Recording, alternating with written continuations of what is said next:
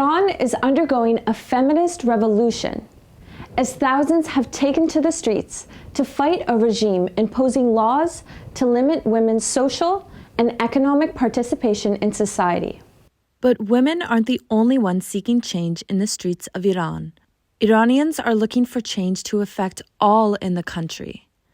What began as a feminist movement has grown to an entire revolution, as Iranians are demanding for the end of the regime.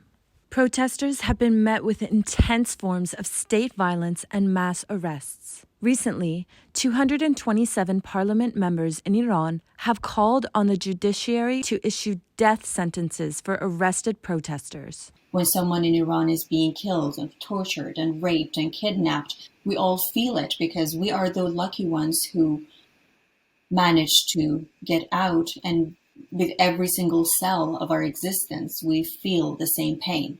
Local 514 spoke to an Iranian living in Montreal who wished to stay anonymous in order to protect family living back home. My extended family is still there, and they've been hanging on by a thread. Our goal is to try to get them out as soon as possible. Protests have been held in Montreal every Saturday since the death of a 22-year-old Kurdish woman, Zhina Mahsa Amini.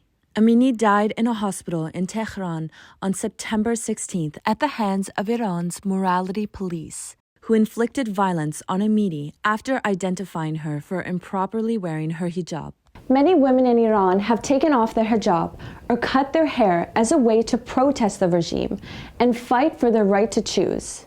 But it must be made clear, the hijab or Islam isn't the core of the movement.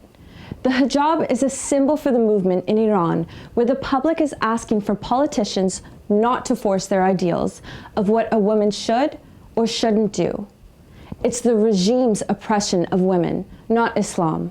Protests in Iran are very common, yet this recent one gained world attention only because it fits the West's agenda. Same day that Mahsa Amini was murdered, thousands of Muslim women were bombed and killed in Syria and Yemen by Saudi militias, but that did not make international news because they did not take off their hijabs. I would just hope that Western nations weren't so selective with who deserves freedom and let countries and their own people run what is best for them. If we want to help the Iranian people, then we need to look at the root cause of the problem. The West, mainly the United States, Canada, and UK, don't necessarily want to help Iranians, but rather to control their assets. Daria Almasi and Maryam Azimzadeh Rani are volunteers organizing rallies in support of Iran in Montreal. I can't believe that this is my country. You know, in the universities that in the university that I studied, I saw that they shoot their students, and I can't believe it.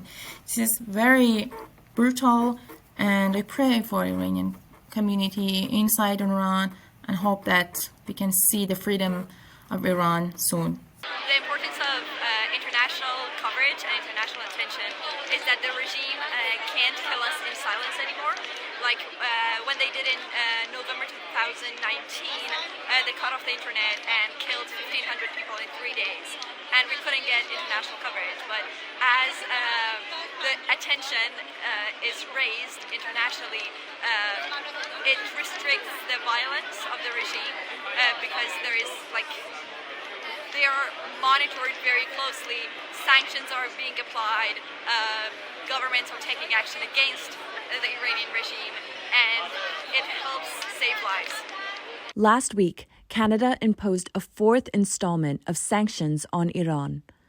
The sanctions will be applied to 4 individuals and 2 entities that support the regime and are believed to have participated in human rights violations. But can sanctions strengthen the regime? There aren't that many Iranians I know who haven't been affected by the sanctions to some extent or another. Sanctioning Iran is like adding fuel to fire.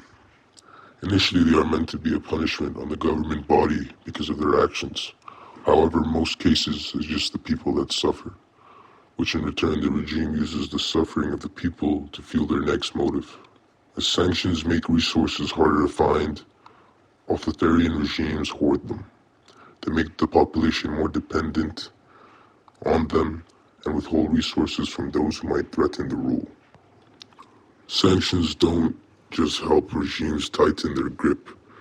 They also erode the habits and capacities necessary to sustain liberal democracy over the long term. As sanctions devastate a country's economy, its professionals often emigrate. Families under economic strain withdraw their daughters from school and marry them off at a younger age. And as sanctions restrict the legal flow of goods, people grow accustomed to the black market. While it's true that Iran's financial prowess has suffered serious blows, leaving fewer funds for its allies in the region, this has not meant a smaller budget for the Islamic Revolutionary Guard Corps. For decades, Iranians have experienced state violence, imprisonment, and torture for speaking out against the regime. My father was sent to prison for standing against the regime after the revolution in 1979, and once he was released, he left to the United Arab Emirates to start his life and his family. Uprisings have occurred in Iran in recent years, including contested election results in 2009 and protests sparked by fuel prices in 2019. But nothing has come close to the scale of this, with numerous Iranians, and in particular young Iranians, taking to the streets to demand for a change in their government. Protests have spread across Iran in dozens of cities, from the Kurdish region in the northwest, to Mashhad to Tehran. Iranian authorities have disturbed internet across the country and blocked messaging applications in hopes of controlling the protests and to disrupt documentation of the regime's response to protesters. I think about I have 8 VPN and I delete a lot of them because they blocked or don't work recently. Instagram was cut in the country in September, but Iranians have used VPNs to access platforms prohibited by the government. Security forces have been documented as unlawfully using shotguns, handguns, and assault rifles on protesters in largely peaceful and crowded circumstances. Hundreds have been injured and killed. 16-year-old Sarina Ismailzadeh was allegedly beaten to death at a protest in late September. This followed the death of 17-year-old Nika Sakarami, who was tortured and killed by Iran's security forces. In early September, students at Tehran's Sharif University were trapped in the parking lot by Iran's Revolutionary Guard Corps while protesting the Iranian regime. Some students described it as a war zone, stating that the police had guns, batons, paintball guns, and gases that are banned internationally. Some videos even document police detaining students and carrying them on motorbikes. Since the death of Zhina Mahsa Amini, almost 15,000 protesters have been arrested and 321 people have died, including 50 children. People now do not want anything less than the regime change. It's not a matter of reform. It's not a matter of changing the government. It's not a matter of ethnic groups' will for independency. It's not any of these issues. It's not fighting against sanctions. It is merely fighting for women, life, and freedom. And when we say women, it means the big umbrella of the whole vulnerable minorities in Iran, ethnic groups, religious minorities, and women as the bigger population of those who are being discriminated through the past 43 years. There is no way out except for regime change.